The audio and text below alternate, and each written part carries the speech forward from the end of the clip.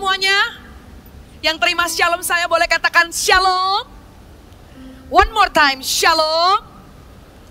Saya bersuka cita banget ada dengan jemaat Army of God Youth. Tadi sebelum Army of God Teen, saya bayang-bayangkan wajah Army of God Teen. Dan saya curi-curi start untuk membayangkan wajah-wajah Army of God Youth, kakak-kakak yang lebih dewasa dari jemaat jam 3.30 tadi. Dan sekarang saya sudah berada di tengah-tengah jemaat ini. I feel God's love. Saya merasakan kasih Tuhan. Saya senang banget ada bersama dengan saudara. Karena saya tahu, firman Tuhan yang ditaburkan di Army of God minggu demi minggu sedang mempersiapkan satu pasukan, satu angkatan yang begitu besar. Kalian dengarkan firman Tuhan ini, Tuhan akan bawa kalian dari kemenangan demi kemenangan dalam kehidupan kalian. Yang percaya berikan tepuk tangan untuk Tuhan, haleluya. Tadi di ibadah sebelumnya, saya membagikan firman kelemahan di dalam kekuatan. Army of God Teen di usia remajanya dan teenagersnya, mereka figure out their talents, they figure out their skills, they found out about their strength. Mereka menemukan kekuatan mereka, talenta mereka. Mereka like, wow, ternyata saya bisa ini. Kayak, oh, this is something new. I didn't know that I can do it. Ya. Jadi di dalam kekuatan-kekuatan itu ada blind spot yang mereka harus hati-hati. Yaitu kelemahan di dalam kekuatan itu sendiri. Jangan sampai saya ambil kisah Simpson yang begitu kuat. Tapi justru kekuatan dialah yang menjatuhkan dia. Karena dia menyia-nyiakan kekuatannya. Saya bahas tentang Simpson dan Delilah. Saya nggak tahu gimana caranya. Saya rasa khotbah yang tadi walaupun untuk Army of God Teen, tapi juga bisa memberkati setiap Army of God Youth di tempat ini. Kalian bisa cari, saya nggak tahu apakah nanti ada di YouTube. Dengarkan juga, karena di Army of God Youth, Kak Mac bagikan yang berbeda, yaitu kekalahan di dalam kemenangan. Karena beranjaknya usia dari teen, yang awalnya usia teenagers menemukan potensi-potensinya, terus mereka merasa, wow, ini first experience saya bisa melakukan ini, ya. Kan masuk ke youth, Anda sudah lebih banyak pengalaman. Anda sudah melewati try and error. Anda pernah gagal dan pastinya Anda juga pernah berhasil, benar kan? Anda pasti pernah kalah dan Anda pasti pernah menang. Tapi di dalam Tuhan saya percaya, anak-anak Tuhan ini akan dibawa from glory to greater glory. Kemenangan-kemenangan yang Anda cicipi sekarang ini belum ada apa-apanya. Karena akan ada kemenangan dan dampak yang lebih besar lagi. Tapi saudara, berhati-hatilah. Kekalahan di dalam kemenangan ini harus diperhatikan. Agar di dalam kemenangan jangan sampai anak Tuhan lupa daratan. Kalau anak teen tadi di dalam kekuatan, jangan sampai lupa ada blind spot, kelemahan-kelemahan yang nantinya menjatuhkan kekuatannya. Nah di youth, jangan sampai ada kekalahan-kekalahan kecil yang Anda anggap sepele, yang Anda rasa no big deal lah gitu loh. Nggak usah terlalu dipikirin lah. Nah ada beberapa kekalahan kecil yang harus kita bahas, kita pelajari sama-sama agar kekalahan ini tidak sampai mencuri kemenangan-kemenangan besar, a great victory that God promised in your life. Yang sudah Tuhan rencanakan dan Tuhan pasti akan menggenapinya, membawa kamu nyampe kepada kemenangan itu. Tapi hati-hati, kekalahan dan kekalahan dalam kemenangan hari ini kita akan bahas sama-sama di 2 Samuel pasal yang ke-11. Kita buka sama-sama ya. 2 Samuel pasal yang ke-11. Saking semangatnya saya ngomong sampai terpelintir. I'm excited. Are you excited? Yang excited boleh lambaikan tangannya. Okay, let's dig the word of God. Mari kita gali sama-sama. Daud dan Batsheba. Tadi sebelumnya Simpson dan Delilah. Kita baca sama-sama cerita dari Daud dan Batsheba. Anda pernah baca ini, tapi kali ini baca lagi, minta Roh Kudus tuntun. Bukan cuma tahu ceritanya, tapi tuntun dan singkapkan rahasia-rahasia yang baru. Oke? Ayatnya banyak saudara, Karena kita akan baca the whole pasal yang ke-11. The whole loh ya saudara. So bear with me, alright? Listen up dan baca juga di dalam hati. Bunyi firman Tuhan. Pada pergantian tahun, pada waktu raja-raja biasanya maju berperang, maka Daud menyuruh Yoab maju berserta orang-orangnya dan seluruh orang Israel. Mereka memusnahkan Bani Amon dan mengepung kota Raba. Sedang Daud sendiri tinggal di Yerusalem. Sekali peristiwa pada waktu petang, ketika Daud bangun dari tempat pembaringannya, lalu berjalan-jalan di atas soto istana. Tampak kepadanya dari atas soto itu seorang perempuan sedang mandi. Perempuan itu sangat elok rupanya. Lalu Daud menyuruh orang bertanya tentang perempuan itu, dan orang berkata, itu adalah Batsheba binti Eliam, istri Uria orang Het itu. Sesudah itu Daud menyuruh orang mengambil dia. Perempuan itu datang kepadanya, lalu Daud tidur dengan dia. Perempuan itu baru saja selesai membersihkan diri dari kenajisannya. Kemudian pulanglah perempuan itu ke rumahnya. Lalu mengandunglah perempuan itu dan disuruhnya orang memberitahukan kepada Daud demikian, aku mengandung. Lalu Daud menyuruh orang kepada Yoab mengatakan, suruhlah Uria, orang Het itu datang kepadaku. Maka Yoab menyuruh Uria menghadap Daud. Ketika Uria masuk menghadap dia, bertanyalah Daud tentang keadaan Yoab dan tentara dan keadaan perang. Kemudian berkatalah Daud kepada Uria, pergilah ke rumahmu dan basuhlah kakimu. Ketika Uria keluar dari istana, maka orang menyusul dia dengan membawa hadiah raja. Tetapi Uria membaringkan diri di depan pintu istana bersama-sama hamba tuannya dan tidak pergi ke rumahnya. Diberitahukanlah kepada Daud demikian, Uria tidak pergi ke rumahnya. Lalu berkatalah Daud kepada Uria, bukankah engkau baru pulang dari perjalanan, mengapa engkau tidak pergi ke rumahmu? Tetapi Uria berkata kepada Daud, tabut serta orang Israel dan orang Yehuda diam dalam pondok.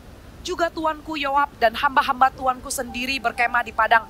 Masakan aku pulang ke rumahku untuk makan minum dan tidur dengan istriku, demi hidupmu dan demi nyawamu. Aku takkan melakukan hal itu. Kata Daud kepada Uria, tinggallah hari ini di sini, besok aku akan melepas engkau pergi. Jadi Uria tinggal di Yerusalem. Pada hari itu, keesokan harinya, Daud memanggil dia untuk makan dan minum dengan dia. Dan Daud membuatnya mabok. Pada waktu malam, keluarlah Uria untuk berbaring tidur di tempat tidurnya. Bersama hamba-hamba tuannya, ia tidak pergi ke rumahnya. Paginya, Daud menulis surat kepada Yoab dan mengirimkannya dengan perantaraan Uria. Ditulisnya dalam surat itu demikian, tempatkanlah Uria di barisan depan dalam pertempuran yang paling hebat. Kemudian kamu mengundurkan diri daripadanya supaya ia terbunuh mati. Pada waktu Yoab mengepung kota Rabah, ia menyuruh Uria pergi ke tempat yang diketahuinya ada lawan yang gagah perkasa. Ketika orang-orang kota itu keluar menyerang dan berperang melawan Yoab, maka gugurlah beberapa orang dari tentara, dari anak buah Daud, juga Uria orang Het itu mati. Kemudian Yoab menyuruh orang memberitahukan kepada Daud jalannya pertempuran itu. Ia memerintahkan kepada suruhan itu demikian, jika engkau sudah selesai mengabarkan jalannya pertempuran itu kepada raja, dan jikalau raja menjadi geram dan berkata kepadamu, mengapa kamu sedemikian dekat ke kota itu untuk berperang? Tidakkah kamu tahu bahwa orang akan memanah dari atas tembok? Siapakah yang menewaskan Abimelek bin Yerubeset? Bukankah seorang perempuan menimpakan batu kilangan kepadanya dari atas tembok sehingga ia mati di Tebes? Mengapa kamu demikian dekat ke tembok itu? Maka haruslah engkau berkata, juga hambamu Uria, orang Het itu sudah mati. Lalu pergilah suruhan itu dan sampainya ia memberitahukan kepada Raja Daud segala yang diperintahkan Yoab kepadanya. Suruhan itu berkata kepada Daud, orang-orang itu lebih kuat daripada kami dan keluar menyerang kami di padang. Tetapi kami mendesak mereka kembali sampai ke lubang pintu gerbang. Pada waktu itu pemanah-pemanah menembak kepada hamba-hambamu dari atas tembok, sehingga beberapa dari hamba raja mati. Juga hambamu Uria, orang Het itu sudah mati. Kemudian berkatalah Daud kepada suruhan itu, beginilah kau katakan kepada Yoab, janganlah sebal hatimu karena perkara ini, sebab sudah biasa pedang makan orang ini atau orang itu. Sebab itu perhebatlah seranganmu terhadap kota itu dan runtuhkanlah itu. Demikianlah kau harus kuatkan hatinya. Ketika didengar istri Uria bahwa Uria suaminya sudah mati, maka merataplah ia karena kematian suaminya itu. Setelah lewat waktu berkabung, maka Daud menyuruh membawa perempuan itu ke rumahnya. Perempuan itu menjadi istrinya dan melahirkan seorang anak laki-laki baginya. Tetapi hal yang telah dilakukan Daud itu adalah jahat di mata Tuhan. Pembacaan firman Tuhan 2 Samuel pasal 11 ini menceritakan Daud dengan Batsheba. Saudara tahu sebelum pasal yang ke-11, Daud menang di dalam peperangan melawan Bani Amon dan juga Aram. Dan juga orang Aram. Dan waktu di peperangan ini, Yoab maju dulu. Dan Yoab tidak berhasil. Baru kemudian Daud menyusul. Dan waktu Daud berhadapan dengan musuh dan bertempur, disitulah Daud meraih kemenangan. Di kemenangan yang dia raih ini, tragis sekali ya. Kontras banget dari pasal yang ke-10, kemenangan dia dapat, dan di pasal yang ke-11, kejatuhan di dalam dosa. Hati-hati, ada kekalahan yang sudah direncanakan musuh untuk terjadi di dalam kemenangan-kemenanganmu. Berhati-hatilah, dari kisah Daud ini kita akan sama-sama pelajari. Kenapa kekalahan ini bisa terjadi di saat Daud ini mencicipi kemenangan? Pada waktu raja-raja biasanya berperang. Bukankah begitu di awal pasal yang ke-11 ini? Raja-raja biasanya berperang. Daud sendiri tinggal di Yerusalem. Kalian bisa garis bawahi, gadget, highlight atau Alkitabnya. Daud sendiri tinggal di Yerusalem. Nah, kekalahan yang pertama yang sudah terjadi, begitu juga dengan hidup kita, di mana waktu kita lagi berapi-api pelayanan, waktu kita lagi memenangkan jiwa baru di CG, life seems like on top of the mountain. Kamu barusan mencicipi kemenangan, berhati-hatilah dengan kekalahan yang mulai mengincar. Yang pertama, berada di tempat yang salah. Sewaktu Anda ada di tempat yang salah, maka sudah ada kekalahan yang mengincar. Maka musuh sudah mulai melancarkan planningnya untuk mencuri kemenangan yang ada dan mulai memplanningkan kekalahan dalam hidup Anda. Berada di tempat yang salah. Daud petang bangun dari pembaringannya. Dia harusnya berperang bersama dengan timnya. Bersama dengan Yoab. Seperti pasal yang sebelumnya, pasal yang ke-10. Karena Tuhan ingin dia berada bersama dengan Yoab di peperangan. Kenapa Tuhan ingin? Buktinya, waktu Yoab perang sendiri, Yoab tidak bisa mengalahkan musuhnya. Tapi waktu Daud bertemu dan bertempur, ikut di dalam peperangan, Tuhan kasih kemenangan. Berarti Tuhan punya maksud untuk Daud bersama dengan timnya ada di peperangan. Saudara, Tuhan ingin Anda ada di mana? Anda tahu nggak? Tuhan hatinya ada di mana dan Tuhan kehendaki Anda ada di mana. Bisa saja Tuhan mengkehendaki Anda bersama dengan keluarga Anda. Tapi Anda lari. Anda merasa tidak nyaman. Kemudian Anda memilih untuk tidak ada di tempat yang Tuhan ingin Anda ada. Dan itulah definisi tempat yang salah. Seharusnya saat ini Anda ada di mana? Seharusnya saat ini Anda di tempat kerjaan. Tapi Anda tidak ada di tempat kerjaan. Anda menggunakan waktu kerja Anda ada di tempat yang salah. Nah, itu tempat yang salah. Di saat celah itu mulai dibuka sedikit, menemukan dirimu di tempat yang salah akan berlanjut konsekuensi-konsekuensi berikutnya. Daud yang harusnya ada di peperangan, dia memilih untuk ada di Yerusalem. Dan dia bangun dari pembaringannya. Dan dia berjalan, walk. Di dalam bahasa aslinya, dia bukan walk, arrive. Bukan. Tapi dia berjalan kian kemari. Berarti dia begini. He felt uneasy. Dia merasa nggak nyaman. Makanya dia bangun dari tempat tidurnya dan dia jalan seperti setrikaan karena dia merasa something wrong. Saya pernah merasakan gelisah, nggak karu-karuan hanya karena saya berencana untuk tidak hadir di pertemuan doa dulu ya. Saya tahu malam itu ada konser doa, mendoakan KKR yang bukan di penggembalaan saya waktu itu. Saya ada di Pro-M. Tapi KKR itu adalah KKR untuk umum ya semuanya ya. Saya pikir, kalau saya nggak datang juga yang lain datang. Kalau misalnya saya nggak datang masih banyak orang lain yang datang. Kalau saya datang juga nggak make difference lah. Kalau saya nggak datang juga nggak bakal gimana-gimana lah. Kan masih banyak yang lain. Saya juga bukan ketua menara, waktu itu saya pendoa ya saudara ya. Saya pelayanan, dan harusnya ada konser doa malam itu. Tapi dari pagi, I was debating. Dari pagi saya menimbang-nimbang. Datang nggak ya? Aduh banyak pertemuan, nggak usah lah. Terus saya udah planning, malamnya ya. Saya udah planning, saya mau do this and do that. Saya mau punya aktivitas yang menyenangkan. Saya memilih untuk tidak hadir di pertemuan doa itu. Dan seperti Daud, ya kalau saya udah planning, kenapa saya nggak nunggu waktunya? Ya sudah, kalau mau pergi ke supermarket belanja ya udah pergi, kalau mau nonton ya udah nonton. Kenapa sih setelah saya ambil keputusan tidak mau ikut pertemuan doa, dari pagi masih menimbang-nimbang, pergi nggak ya? Pergi, kau udah bilang nggak mau pergi, kau udah bilang mau ke supermarket, kenapa sih masih gelisah? I felt uneasy. Karena saya tahu saya ada di tempat yang salah. Karena saya tahu Tuhan mau saya datang ke pertemuan doa itu. Tapi saya memilih untuk mengikuti keinginan saya. Saya pikir bolos lah sekali lah. Ternyata Tuhan baik.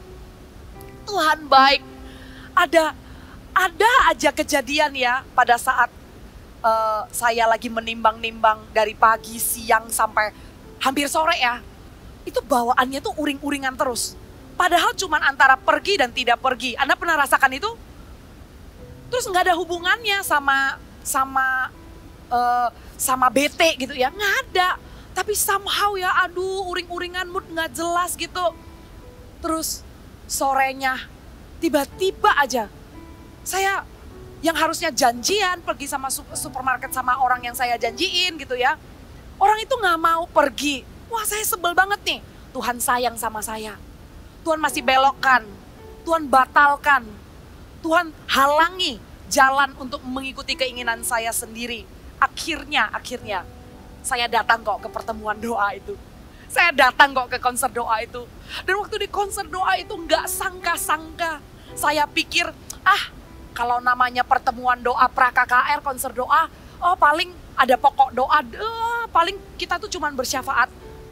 Sering sekali, suatu kita berkompromi ya, kita akan berasumsi-asumsi yang negatif. Kita tidak bisa menyelami maksud Tuhan. Kita tidak bisa menebak rancangan baik Tuhan. Tapi Anda hanya perlu taat.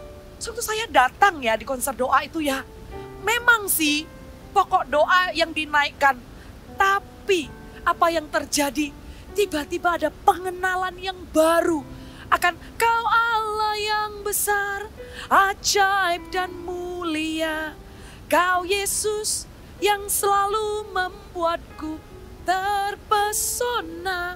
Topik doanya lagi tentang cuaca.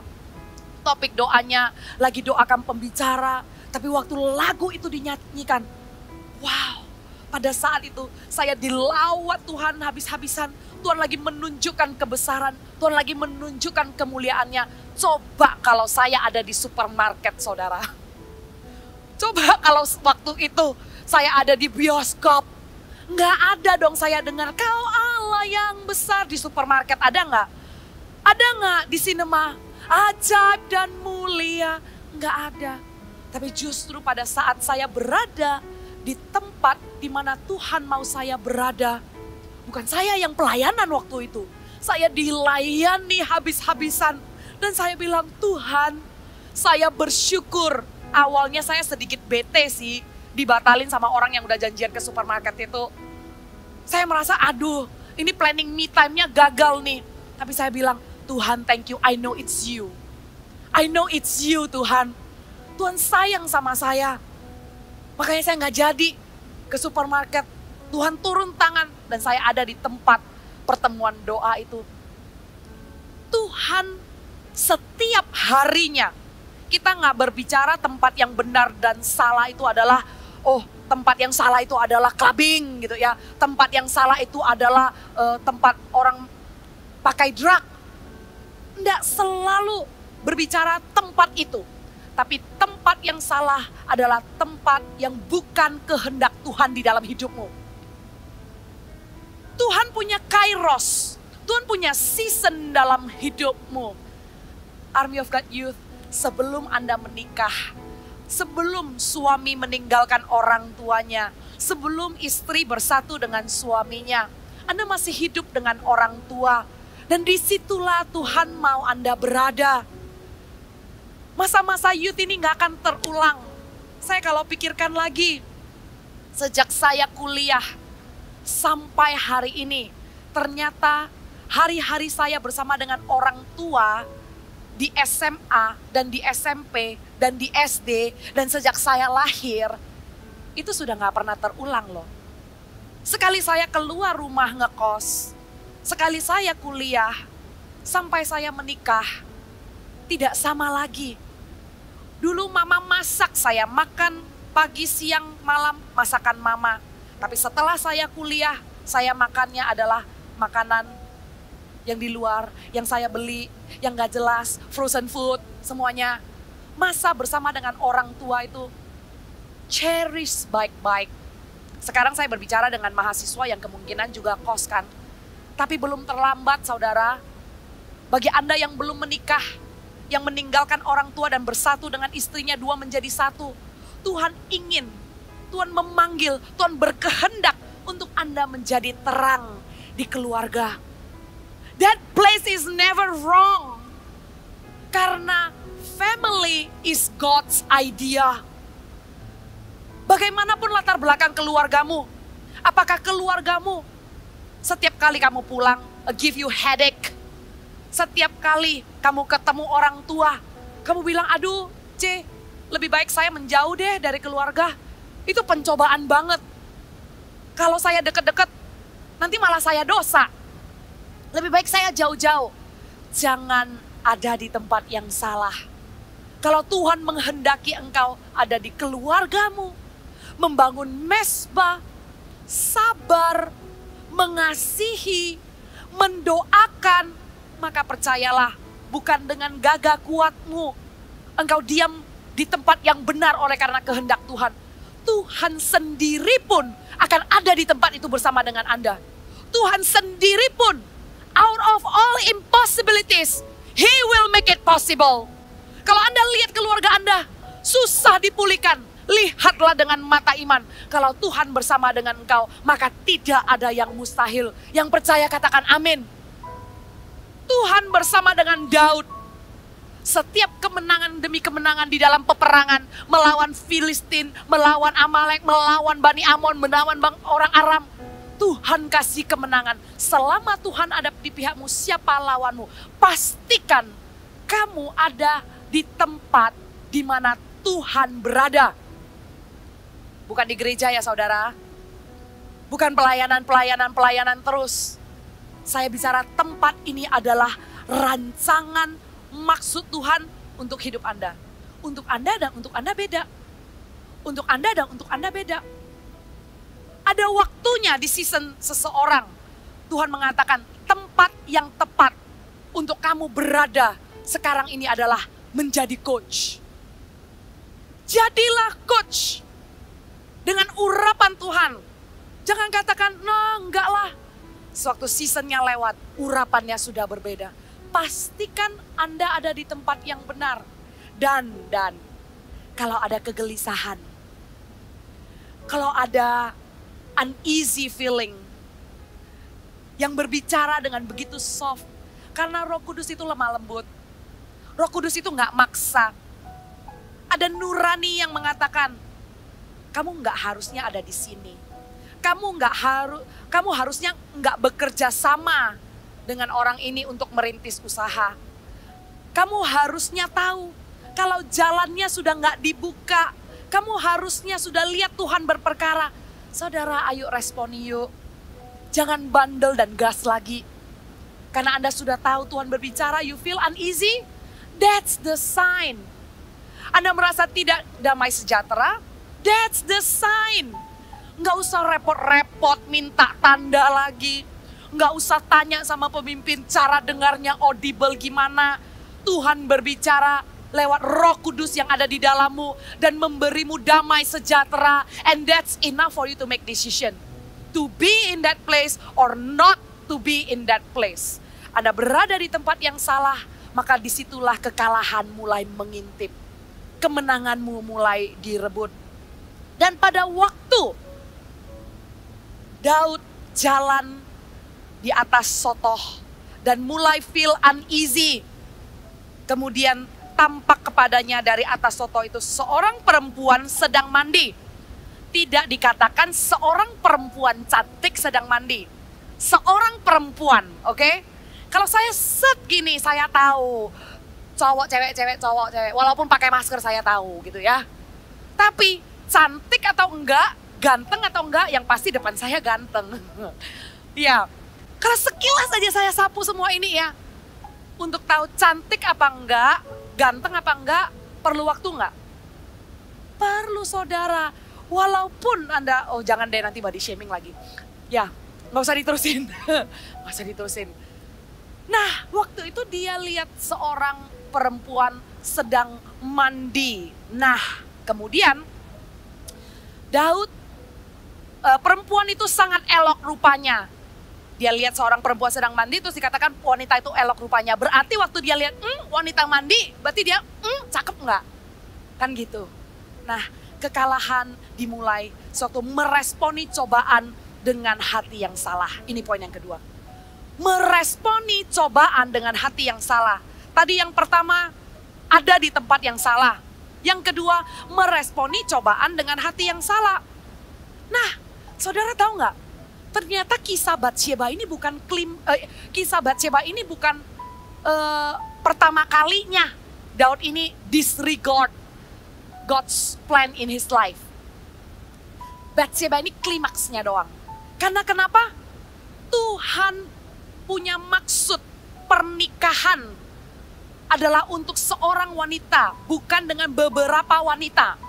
Ya, that's God plan for marriage. One wife, one husband.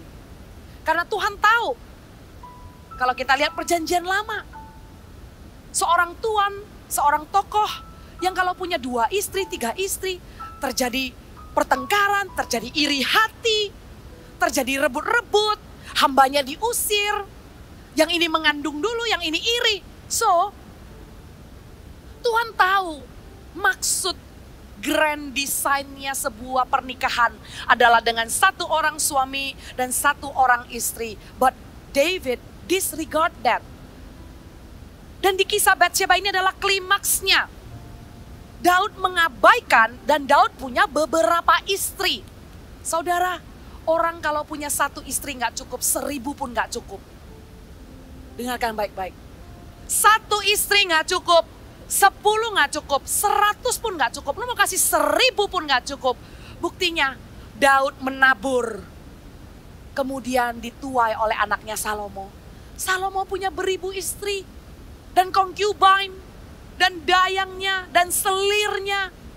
Dan istri-istri inilah yang akhirnya membawa dia jauh dari Tuhan. Sewaktu Daud menabur ini, dia tidak memikirkan konsekuensinya. Sewaktu dia meresponi dengan hati yang salah di dalam ide pernikahan yang harusnya dengan 1 istri, dengan respon hati yang salah, kekalahan mulai mengintip dan klimaksnya ada di Batsheba ini. Klimaksnya dia kompromi. Sewaktu dia melihat, dia nggak menyangka bakal ada cewek mandi di sana. Dia juga nggak merencanakan bangun dari pembaringannya gitu ya.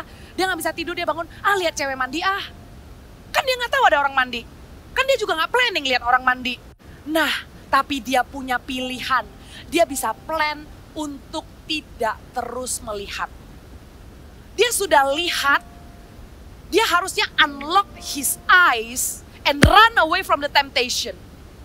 Tapi dia bukannya run, dia bukannya lari dari pencobaan itu, tapi dia meresponinya dengan hati yang salah. Dia suruh orang cari tahu pula tentang cewek itu. Dia suruh orang bertanya tentang Batsheba. Posisi hati yang salah, waktu kita meresponi dengan hati yang salah, maka kita akan gampang sekali tertipu. Kita akan gampang sekali tertipu. Anda kalau sudah berada di tempat yang salah, kemudian Anda jatuh ke dalam pencobaan, jangan bilang begini, ya itu sih dia selingkuh, soalnya selingkuhannya lebih cantik dari istrinya, gitu ya. Bukan masalah cantik yang bikin orang selingkuh, saudara. Tapi masalah respon hatilah yang membuat orang mengambil keputusan untuk selingkuh. You agree or not? Jadi bukan salahkan orang cantik. Kalau misalnya cowok ya, misalnya lihat cewek cantik. Kalau cewek, bilang iya soalnya cowoknya pinter ngomong. Kelemahan cewek adalah di telinga, kelemahan cowok adalah di mata. Tapi, saya bilang sebenarnya itu bukan kelemahannya. Bukan masalah cewek cantiknya. Dan bukan masalah cowoknya pintar bicara. Lu gak bisa salahin kalau ada cewek cantik. Lu gak bisa salahin kalau cowok itu pintar ngomong. Tapi lu harusnya salahin kenapa lu ladenin. Harusnya Anda mengintrospeksi. Kenapa saya terus berfantasi tentang cewek cantik itu. Kenapa saya ladeni ngomong sampai malam-malam. Sampai tertidur. Sampai video call. Kenapa saya layani. Kenapa saya ladeni. Jelas cowok ini gak punya visi. Nggak punya nilai yang benar, kenapa saya ladeni ya? Teman mesra, tapi bukan siapa-siapa, hanya menemani saya untuk ngobrol di malam hari sampai pagi. Mengatakan hal-hal yang enak didengar telinga. Semuanya itu kekalahan terjadi, bukan karena orangnya menggoda, bukan karena ceweknya cantik, bukan karena cowoknya pintar bicara. Jangan salahkan itu semua, tapi kekalahan terjadi sewaktu Anda meresponi dengan hati yang salah. Cewek cantik akan terus beredar. Cowok yang pintar berbicara dan gak punya nilai akan terus lahir di dunia ini. Tapi Anda sendirilah yang bisa mengkontrol respon hati. Jangan sampai sewaktu pencobaan datang, bukannya Anda lari, tapi malah melihat yang mandi itu cantik apa enggak. Yusuf kurang digoda sama wanita cantik apa coba? Istrinya Potifar, istrinya pejabat tinggi, pasti dandan dong, pasti cantik dong. Tapi Yusuf tidak jatuh ke dalam dosa seks itu, tapi Daud jatuh. Bedanya apa? Yusuf lari, tapi Daud tidak lari. Berhati-hatilah di masa-masa youth, kemenangan-kemenangan yang Tuhan janjikan kepadamu. Kalau ada cobaan, posisikan hatimu, jaga hatimu dengan segala kewaspadaan dan larilah dari pencobaan. Iblis akan terus mengaum-ngaum seperti singa yang mengaum-ngaum, tapi Anda di dalam nama Tuhan Yesus hardik dan larilah. Maka Anda tidak akan jatuh ke dalam pencobaan itu. Katakan lari dari pencobaan. Katakan lari dari pencobaan. Supaya Anda jangan kalah.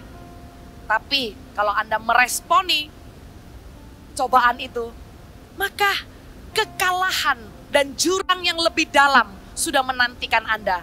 Sudah ada di tempat yang salah, hampir nih, udah masuk nih. Respon hatinya salah, oh you are in the middle of the slope. And you know what? When people on the top mau jatuh, itu masih bisa berjaga-jaga. Tapi when you allow yourself in the middle of the slope, and most likely you're gonna fall all the way down. Isn't that make sense? Jadi berjaga-jagalah, jangan sampai cerita ini berlanjut. Cerita ini berlanjut. Daud tanya, perempuan itu sangat elok rupanya, lalu Daud menyuruh orang bertanya tentang perempuan itu dan berkata, itu adalah Batsheba binti Eliam, istri Uria orang Het itu. Sebelumnya dia lihat wanita, dia tidak tahu wanita itu cantik, dia tidak tahu kalau wanita itu istri orang. Oh, Tuhan itu terlalu baik, selalu ada layer-layer yang menjaga. Tapi sama Daud digas, ditembus terus. Yang pertama dia lihat dia tidak lari. Yang kedua, dia lihat wanita ini cantik, dia tanya lagi. Dikasih tahu, itu istri orang loh. Awalnya kan dia cuma lihat cewek, dia nggak tahu dong itu istri orang apa enggak. Tapi setelah dia bertanya, Tuhan masih baik loh. Kembali laporan, bilang kalau Batsheba ini adalah binti Eliam. Ternyata binti Eliam, orang tua dari Batsheba ini adalah anak dari orang terhormat. Dan Uria ini adalah teammate-nya Daud yang sangat berintegritas. Gimana nggak berintegritas? Tadi waktu firman Tuhan dibacakan, Anda lihat Uria nggak mau pulang ke rumah. Dia bilang, masa kan aku tidur dan minum dan aku makan dan minum dan tidur dengan istriku, sementara Yoab dan hamba Tuanku yang lain sedang ada di padang. Dia begitu berintegritas. Sebenarnya orang ini orang yang sangat berdedikasi tinggi. Tapi sewaktu Daud sudah meresponi cobaan dengan hati yang salah, dia sudah buta. Dia sudah buta. Dia tahu Uria ini adalah orang yang bisa diandalkan dan dipercayakan. Uria ini adalah orang yang bertempur mati-matian demi bangsa Israel. Tapi dia gak peduli. Yang ketiga saudara, sewaktu Anda meresponi dengan hati yang salah, you are in the middle of the slope already. Kekalahan itu akan benar-benar menjatuhkan Anda sewaktu Anda memilih untuk terus ada dalam kesalahan. Itu yang ketiga.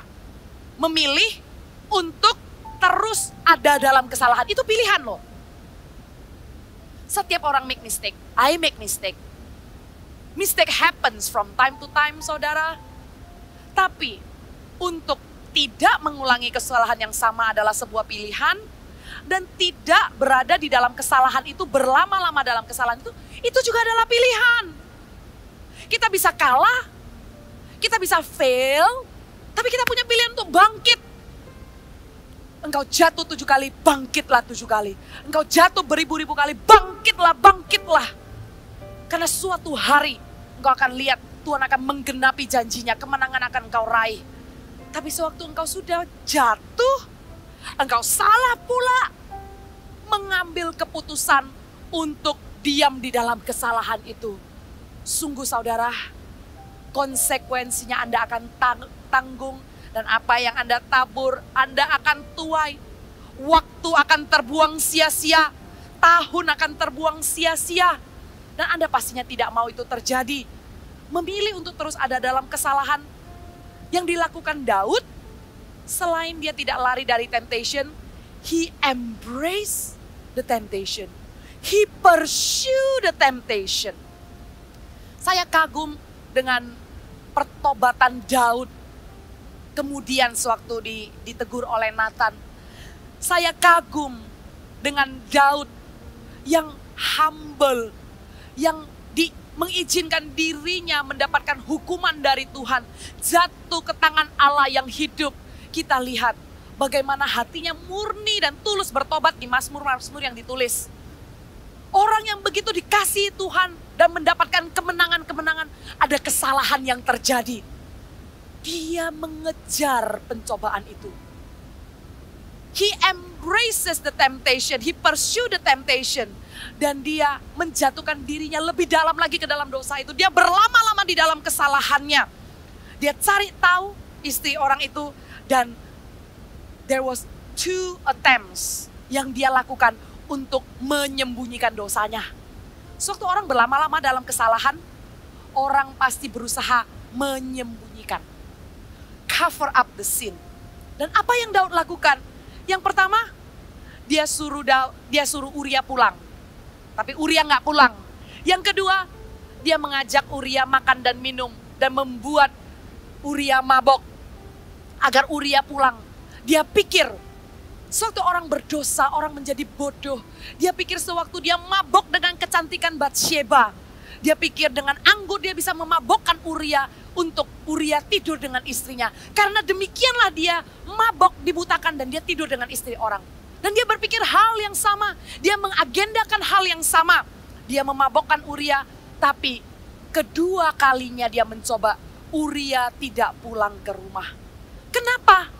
Dia merencanakan agar Uria pulang ke rumah tidur dengan istrinya, supaya kabar kalau Batsyeba hamil itu adalah hasil dari Uria tidur dengan istrinya. Tapi Urianya nggak pulang-pulang.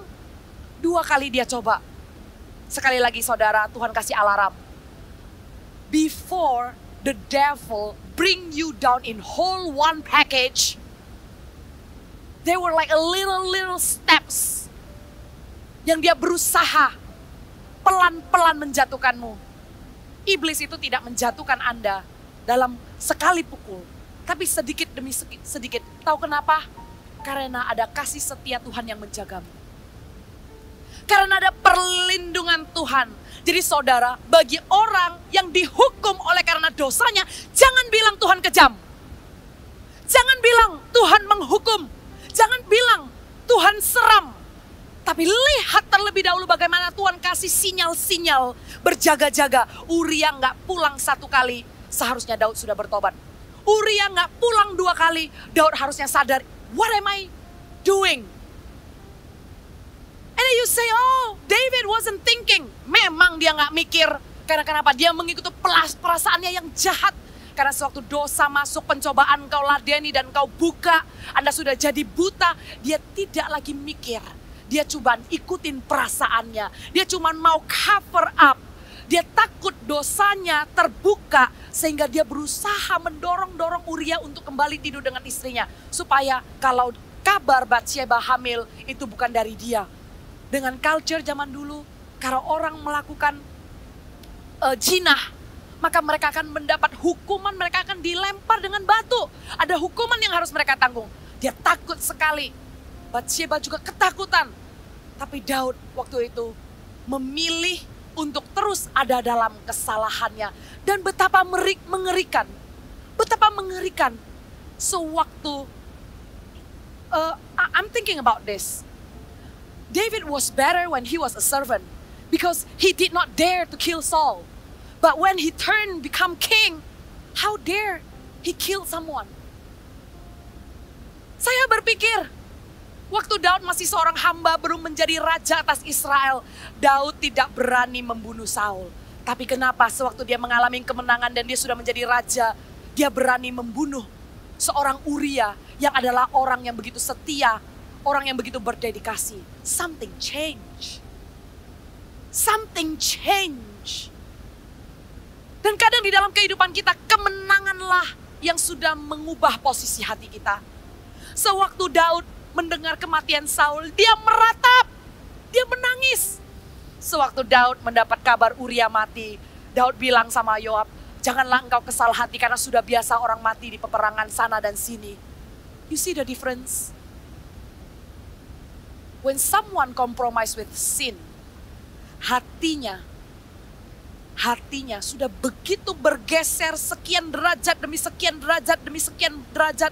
Dan sewaktu orang mengambil keputusan sebuah pilihan untuk diam di dalam kesalahan itu, maka semakin jauh dan semakin dalam dia terjerat di dalam dosanya. Karena Daud memilih untuk ada di dalam kesalahan itu, dia melanjutkannya. Setelah 2 kali coba untuk meminta Uria pulang, Uria nggak pulang. Apa yang dia lakukan? Dia buat surat agar Uria diutus ke medan peperangan. Dan plan ini harus dibaca oleh Yoab, panglima perangnya, supaya Yoab yang menempatkan Uria di barisan depan supaya Uria mati terbunuh. Dan saudara tahu yang pegang surat itu siapa? Tadi ada yang baca dan perhatikan. Daud kasih surat itu ke Uria. It's a death sentence for that specific someone, and that someone is holding the letter.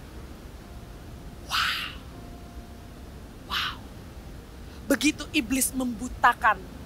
Sewaktu engkau mencicipi dosa, sewaktu engkau berada di tempat yang salah, sewaktu engkau ada di hubungan yang salah, sewaktu engkau tahu Anda kompromi, Anda meresponi dengan hati yang salah, Anda tahu Anda tidak seharusnya berdua berlama-lamaan dengan pacar Anda.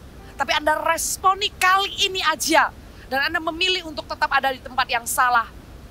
Ada kesalahan yang lebih fatal lagi. Ada kesalahan dengan motivasi agenda pembunuhan yang dilakukan Daud.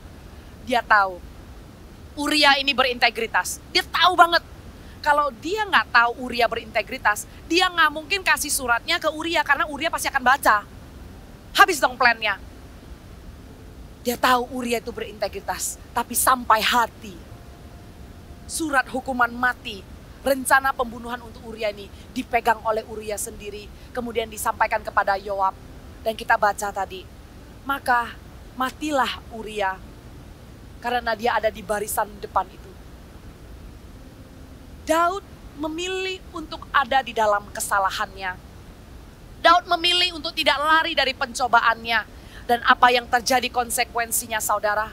Dia tidak memikirkan sewaktu dia berkompromi dengan dosa dan terus ada di dalamnya, konsekuensinya. Ada hamil di luar pernikahan, ada anak yang harus mati. Ada pembunuhan yang terjadi. Ada anaknya nanti yang mengikuti jejaknya yang punya ribuan istri. Dan ada anaknya nanti yang berontak sama dia. Saudara, ada hal-hal di dalam hidup kita. Bukan karena Tuhan mau memproses kita. Bukan karena, oh this is part of the process untuk mendewasakan kita. Allah Bapa kita itu terlalu baik. Tuhan itu mau kita mencicipi the best gift from heaven. Tapi sewaktu ada kabar hamil di luar nikah, perbuatan siapa? Perbuatannya sendiri. Sewaktu anak ini harus mati, konsekuensi dari mana? Konsekuensi dari dosa. Sewaktu terjadi pembunuhan itu karena apa? Karena pencobaan yang dibuahi, dosa yang dibuahi, kesalahan yang dinikmati, yang terus ada di dalamnya. Setiap konsekuensi itu adalah hasil dari perbuatan kita sendiri. Setiap kekalahan adalah hasil daripada apa yang kita tabur dalam hidup kita. Untuk itu, berhati-hatilah dengan step-step kehidupan Anda. Suatu Anda udah mencicipi kemenangan, Army of God khususnya. Di dalam kemenangan-kemenangan yang saat ini Anda alami, saya tahu struggle tetap ada. Tapi pasti ada kebaikan dan kemenangan Tuhan dalam hidup kalian. Berjaga-jagalah, jaga baik-baik. Supaya Anda jangan ada di tempat yang salah. Supaya Anda meresponi cobaan. Jangan meresponi cobaan dengan hati yang salah. Dan jangan memilih untuk terus ada dalam kesalahan. Iblis sewaktu melihat Daud adalah a man after God's heart. Iblis nyicil menjatuhkan Daud. Nyicil pelan-pelan. Hari ini Anda bisa kenali cicilan iblis itu. Hari ini kalau Anda membukakan hati, Anda mau untuk keluar dari kesalahan yang Anda mau tidak berlama-lama. Let's put an end. Mari kita sudahi. Kalau yang sudah terjadi, ya sudah. Kamu ada di tempat yang salah, minta ampun. Kalau kamu pernah meresponi dengan hati yang salah, ayo hari ini Anda ambil keputusan untuk tidak diam di tempat yang salah. Untuk tidak berlama-lama di dalam kesalahan Anda. Jangan sembunyikan ya, jangan sembunyikan. Karena apa yang dilakukan oleh Daud itu adalah jahat di mata Tuhan. Tapi kabar baiknya saudara, Tuhan mengutus Nathan. Tuhan mengutus Nathan untuk berbicara dan menegur hambanya yang dikasihi oleh Tuhan. Hari ini saya percaya, saya bisa minta praise and worship untuk maju bersama dengan saya di depan sini. Saya percaya hari ini, melalui suara yang Anda dengarkan, melalui ibadah Army of God, Tuhan sedang berbicara lewat bait-Nya. Responi dengan hati yang mau diajar. Army of God Youth, responi dengan hati yang mau diajar. Katakan, Tuhan, aku mau kembali dan berada di tempat yang Tuhan ingin mau ada. Tuhan ingin aku mau ada di mana, aku mau ada di sana. Kemana aku pergi Tuhan menjauhi roh-Mu, Tuhan akan kejar. Dan hari ini Tuhan kejar Anda.